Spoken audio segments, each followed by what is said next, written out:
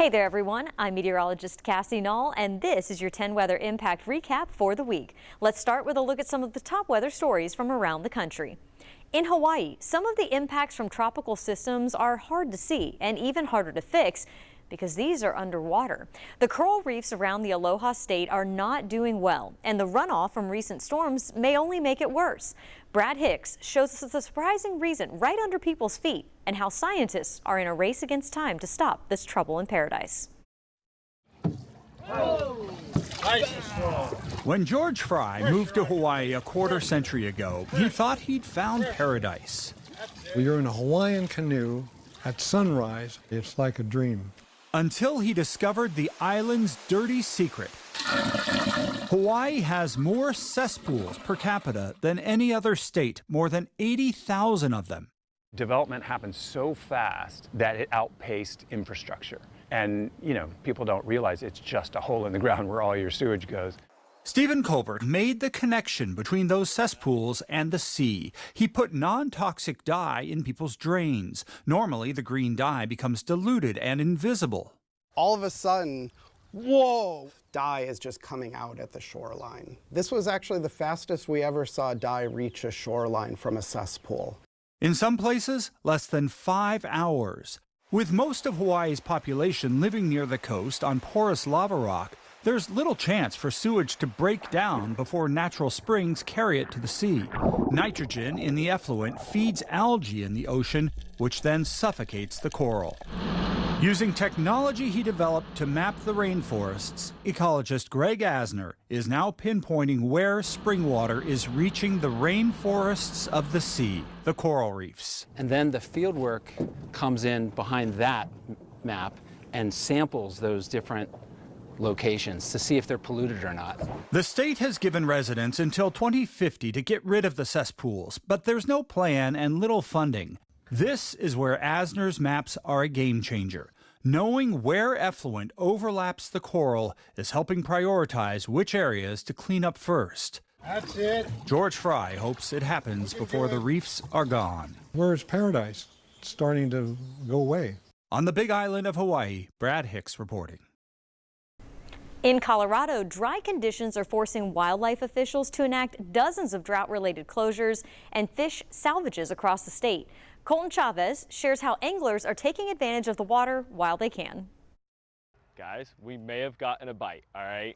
We may be onto something. Hopes were high for anglers at McKay Lake. I tried fishing today. I tried fishing, catch a big one. And today was just the one day that I was like, you know what? I'm gonna check out McKay Lake. But this year's drought quickly lowered expectations. And the first thing I wanted to see was the dock.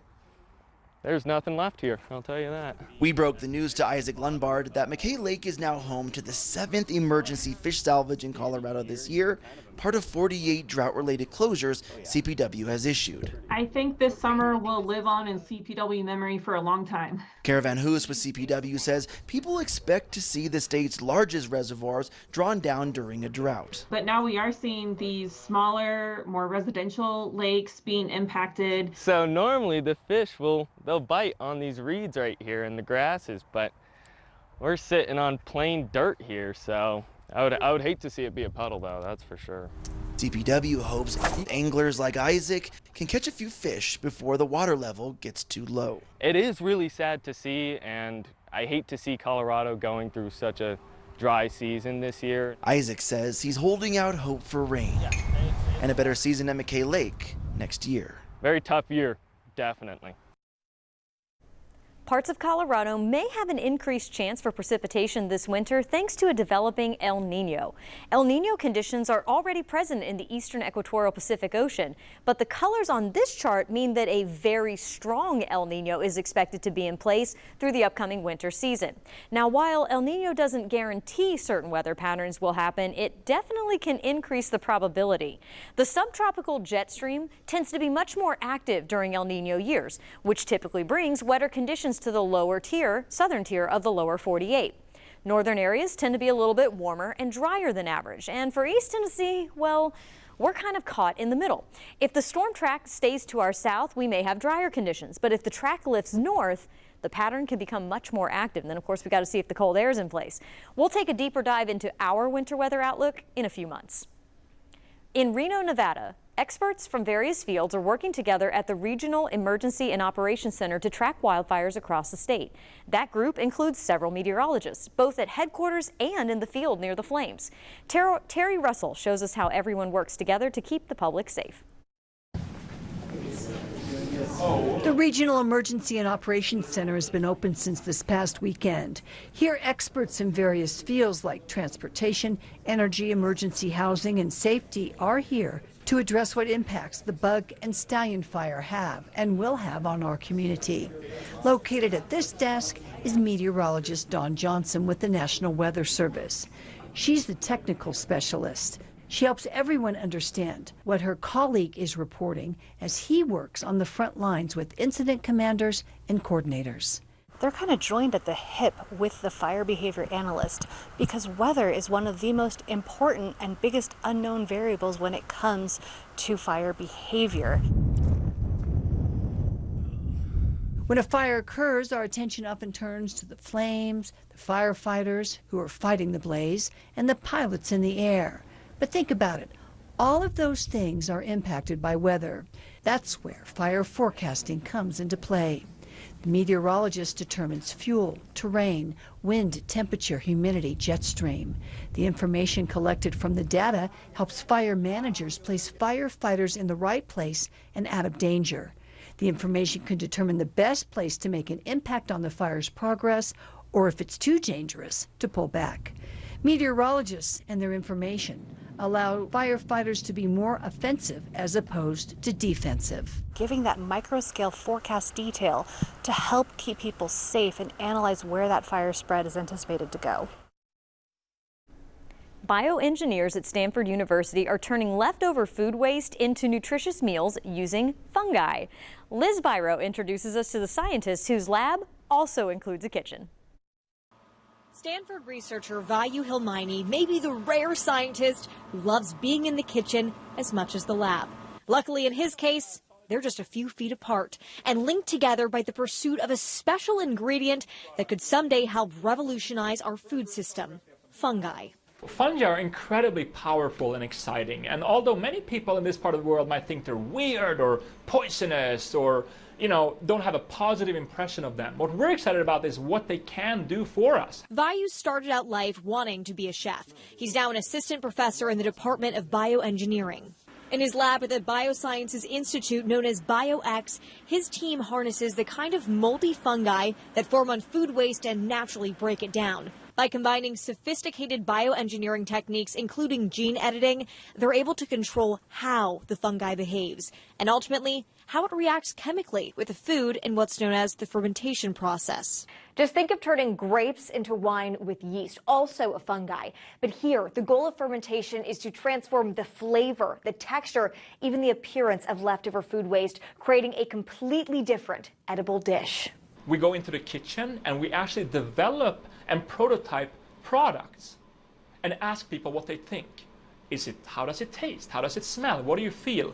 And that kind of informs us then in the lab of what we should discover and what we should engineer. Back in the kitchen, Vayu and fellow researcher Alessandra Massa showed us some of their edible upcycling, like soy milk waste from a local tofu producer turned into a cheese. And use up to 70% as the final material and make kind of a Parmigiano Reggiano style hard cheese. A few feet away, Massa, head of the fungal food lab, sipped a new kind of sake drink, fermented from rice transformed by a specialized mold. And we found out the enzymes that is actually able to break down the structure of the rice. And then we ferment it, and we have an amazing beverage that it has been served in the Mugaritz restaurant, to Michelin-starred restaurant in San Sebastian, Spain. And from exotic drinks to grilling up soybean waste burgers, the Stanford team believes they can ultimately stretch the way we use food while creating new flavors and recipes in the process. I mean, for me, it's having an impact at scale in the food system, right? So reducing waste, if 30% of that doesn't reach the human body, that's a waste of energy. That's a threat to food security. That's what would make me happy. Potentially feeding a hungry planet with food that would otherwise go to waste. At Stanford, Liz Biro, ABC 7 Eyewitness News. Personally, I think it's all going to be about marketing. They need to work on the visual appeal of those creations, but that is some really great progress toward reducing food waste and creating new food options. And now let's head to our country's first national park, Yellowstone. Have you ever wondered how boardwalks are built in thermal areas? Yellowstone maintains over 15 miles of boardwalks, and millions of people use them to safely explore the park's geyser basins every year. Planning and building boardwalks involves many people. Geologists use thermal cameras to detect heat and to find a safe route. Botanists make sure rare plants won't be disturbed. Archaeologists make sure historic and prehistoric artifacts are not present. And once a plan is set, boardwalk crews take it from there. Boardwalks lead you to amazing places and keep you safe from dangerous hot springs. Protect yourself and the park by staying on them when exploring thermal areas. And check this out. People can get an up-close look at an Arizona landmark. It's the Meteor crater located between Flagstaff and Winslow. We are giving you several vacation ideas today. Zach Perry hiked to the bottom of the Meteor crater for a view that is out of this world. I don't think there's many people that have had the experience of hiking into a meteor crater. It's kind of a rare experience. Yeah, this is a super special bucket list item for many. It's about 550 feet deep, a mile across, and about 2.5 miles around. 50,000 years ago, a meteor made impact with the Earth here between Flagstaff and Winslow, and it was a serious blast that completely flattened the landscape. It's a hard hike. You know, you have to watch your footing. You have to make sure you're hydrated. We recommend using trekking poles.